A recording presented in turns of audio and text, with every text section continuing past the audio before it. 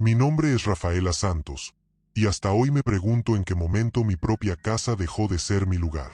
Porque nadie te prepara para el día en que el silencio se convierte en humillación y la convivencia en pura sobrevivencia. Yo solo quería paz, quería ver a mi hijo feliz, pero cuando mi nuera cruzó por esa puerta, algo cambió en el aire, como si mi historia estuviera siendo borrada poco a poco, sin que nadie se diera cuenta, o peor, sin que a nadie le importara.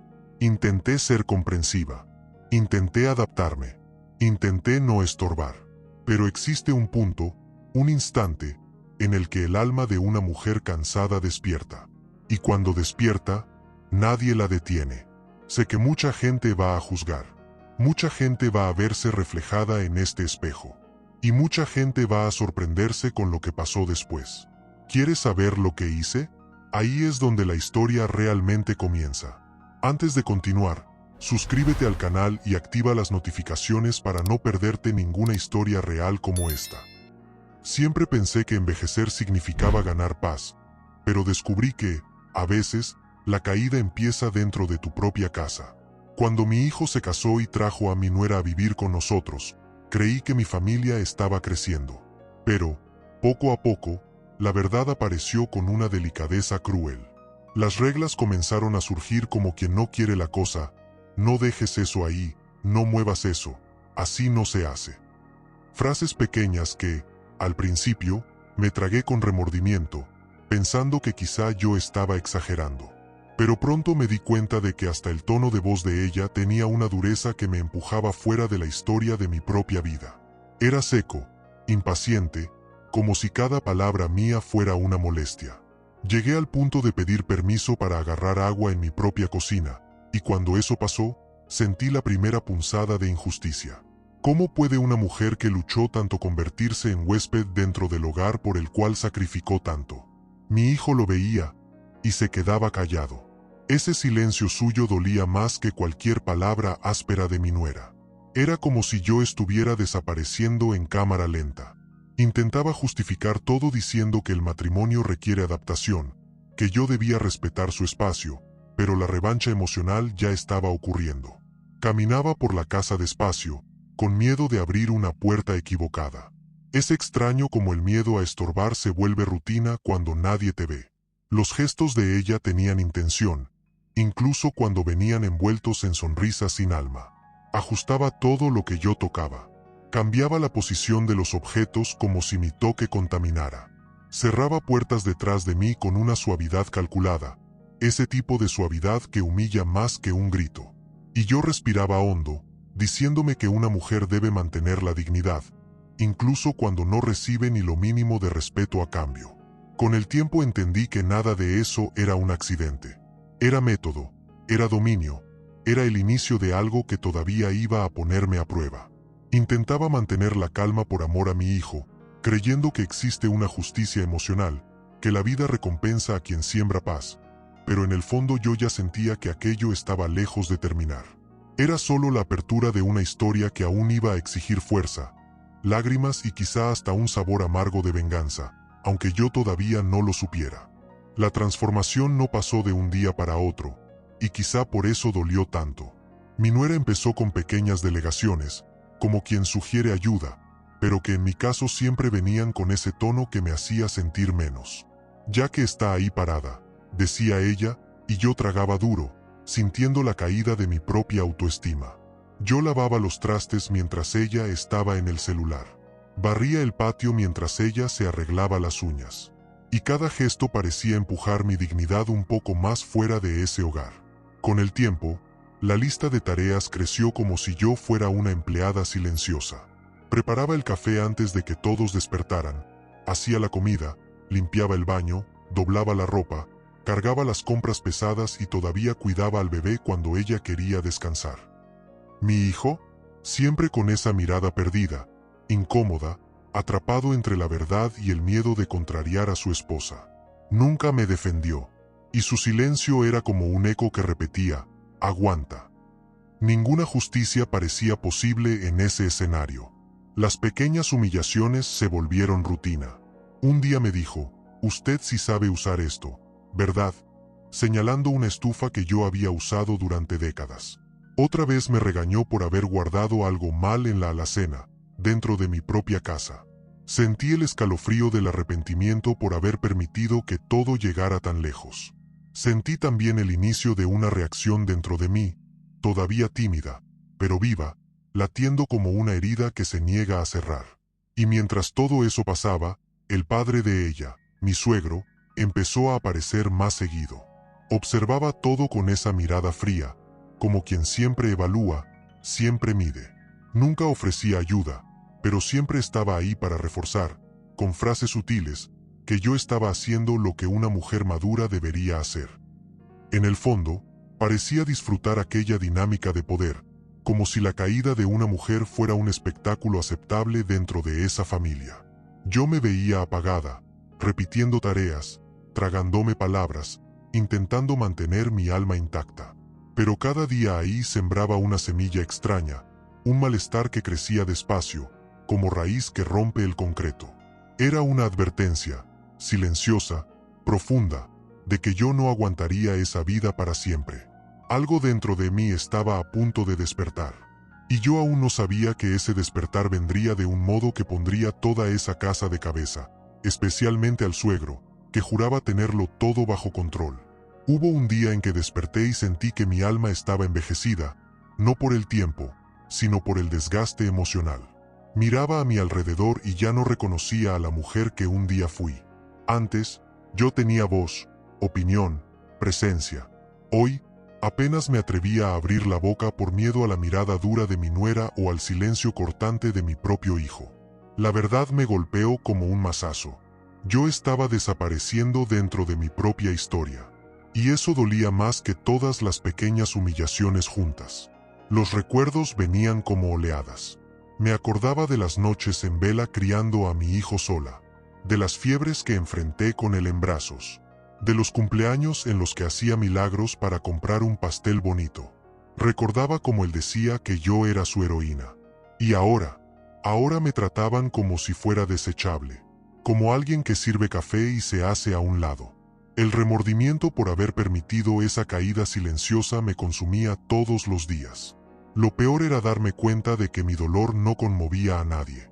Lloraba escondida en el baño, y nadie tocaba la puerta para preguntar si estaba bien. Hubo un día en que me sentí realmente mal, y aún así me ignoraron. Mi nuera dijo que yo estaba siendo dramática. El padre de ella, siempre observando, solo movió la cabeza como si yo fuera un estorbo inevitable. La sensación de injusticia me quemó por dentro, como si estuviera pagando por un pecado que nunca cometí. Y fue en ese vacío que una frase surgió dentro de mí, casi como un susurro que no quería escuchar. Mi silencio alimentó la valentía que ellos tenían para hacerme pequeña. Dolió admitirlo, pero era la verdad. Me había convertido en huésped de mi propia vida, viendo la reacción emocional suceder sin mover un dedo para protegerme. Sentí un quiebre interno, algo entre una tristeza profunda y un hilo de fuerza que todavía no sabía nombrar. Pero el momento crítico llegó de una forma simple, y justamente por eso devastadora. Yo tenía dolor en la pierna, estaba cojeando, y le pedí al padre de ella que me ayudara a levantarme. Él me miró con desprecio y dijo: «Todavía puedes sola». Aquello me atravesó como una cuchilla. Ahí entendí que no había perdido solo espacio. Había perdido humanidad en los ojos de ellos. Y fue exactamente esa percepción la que empezó a cambiar todo dentro de mí, como si una fuerza dormida estuviera a punto de despertar, trayendo consigo un deseo peligroso de justicia, y quizá incluso de venganza, que jamás imaginé sentir. El día del ya basta no empezó diferente a los demás, pero había algo en el aire, como si mi alma hubiera decidido que no soportaría un solo empujón más hacia el rincón. Mi nuera estaba especialmente insoportable esa mañana. Me aventó una canasta de ropa y dijo, con ese tono venenoso: «Usted volvió a doblar todo mal». Yo ya no tenía lágrimas para derramar, solo ese silencio cansado, a punto de reventar. La verdad es que aquella casa se había convertido en un escenario de humillación diaria. Pero el límite llegó cuando ella me expulsó de la terraza. La misma terraza que yo construí con mi difunto esposo, diciendo que necesitaba espacio para respirar. Aquello me atravesó con un tipo de dolor que ninguna mujer debería sentir dentro de su propio hogar. Y como si no fuera suficiente, el padre de ella, que estaba sentado ahí, reforzó: ella es joven, déjala decidir. Ahí sentí la caída convertirse en rabia. No una rabia irracional, sino esa rabia silenciosa, vieja, que nace cuando la justicia te es negada por demasiado tiempo. De pronto, algo dentro de mí simplemente se levantó. Me giré hacia los dos, respiré hondo y sentí mis manos temblar, no de miedo, sino de valentía. Mi voz salió firme, tan firme que hasta yo me sorprendí. Se acabó. La palabra cortó el aire como cuchillo caliente. Mi nuera abrió los ojos de par en par. El padre de ella palideció, como si jamás hubiera imaginado que yo todavía tuviera fuerza para levantar la cabeza. La reacción empezó ahí, en ese segundo, en ese mínimo centímetro de coraje que decidió despertar. Dije todo lo que había callado durante meses. Recordé quién era yo, lo que había construido, todo lo que sacrifiqué para que esa familia funcionara. Dije que no iba a aceptar seguir siendo tratada como sirvienta, como mano de obra gratuita, como sombra. El remordimiento de ellos apareció primero en la mirada. Ese susto que solo surge cuando alguien se da cuenta de que cruzó los límites. Mi hijo bajó las escaleras justo en ese momento, escuchándolo todo, pálido como una hoja. Abrió la boca, pero no le salió una sola palabra. Mi nuera intentó responder, por supuesto, diciendo que yo estaba exagerando. Pero yo ya no era la misma mujer.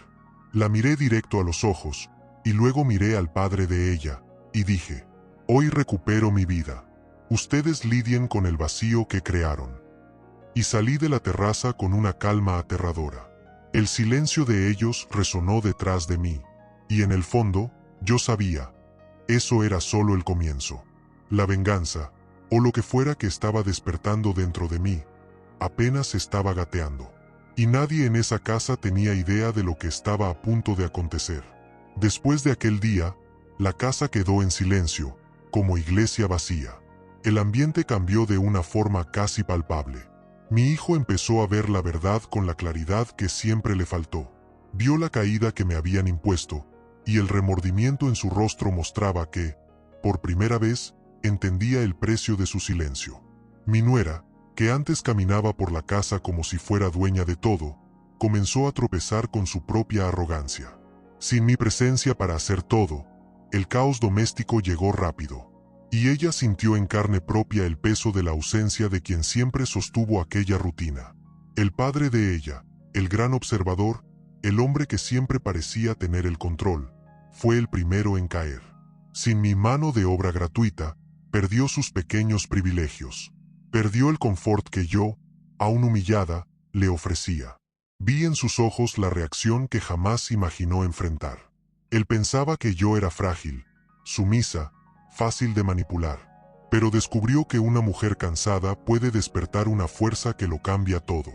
Y eso lo desestabilizó como nada antes. Yo, en cambio, renací. Empecé a cuidarme como no lo hacía desde hacía años. Volví a caminar en el parque. Reencontré amigas que la vida había alejado. E incluso viajé por primera vez después de décadas. La sensación de justicia finalmente respiraba dentro de mí. No una justicia vengativa y cruel, sino esa justicia tranquila, honesta, que nace cuando una mujer aprende a respetarse de nuevo. La venganza que ocurrió no fue planeada. Fue natural. Fue el precio que ellos pagaron por haber olvidado mi valor. Con el tiempo, entendieron. Mi hijo vino a hablar conmigo, con la voz baja, pidiendo disculpas. Lo escuché, no para aliviar su conciencia, sino para liberar la mía. Mi nuera también intentó acercarse, con ese tono que mezclaba orgullo herido y necesidad real. No traté a nadie con rencor, pero dejé claro que solo volvería a convivir cuando hubiera respeto. Los límites no son muros, son puertas con llave. La diferencia es que ahora quien sostiene la llave soy yo. Hoy, mi paz no depende de nadie. Mi voz volvió, mi dignidad volvió, Y la mayor reacción de esta historia fue darme cuenta de que, cuando me respeté, ellos tuvieron que aprender a respetarme también. La vida es así. A veces recuperamos nuestro propio nombre, solo cuando dejamos de aceptar migajas. ¿Y si crees que esta historia terminó? No terminó, porque la verdadera libertad empieza ahora. Y todavía hay mucho de esta historia que el mundo necesita escuchar. ¿Sabes? Después de todo lo que pasó, me di cuenta de algo que quizá tú también necesitas escuchar. Nadie te va a devolver el respeto que tú misma entregaste en bandeja. Yo tardé años en entender eso. Años para perceber que, cuando una se calla para evitar conflicto, el mundo entero cree que puede empujarte un poquito más. Y empuja. Siempre empuja. Hoy, cuando miro hacia atrás, veo que la mayor reacción no fue lo que hicieron conmigo. Fue lo que yo finalmente decidí hacer por mí. Y ahora te pregunto, ¿hasta cuándo vas a aceptar menos de lo que mereces? ¿Hasta cuándo vas a permitir que te quiten tu espacio, tu voz, tu historia? No tengas miedo de levantarte. A veces, tu valentía es exactamente lo que derrumba lo que ya necesitaba caer. Si esta historia te tocó, suscríbete al canal y activa las notificaciones para acompañar otras historias reales como esta.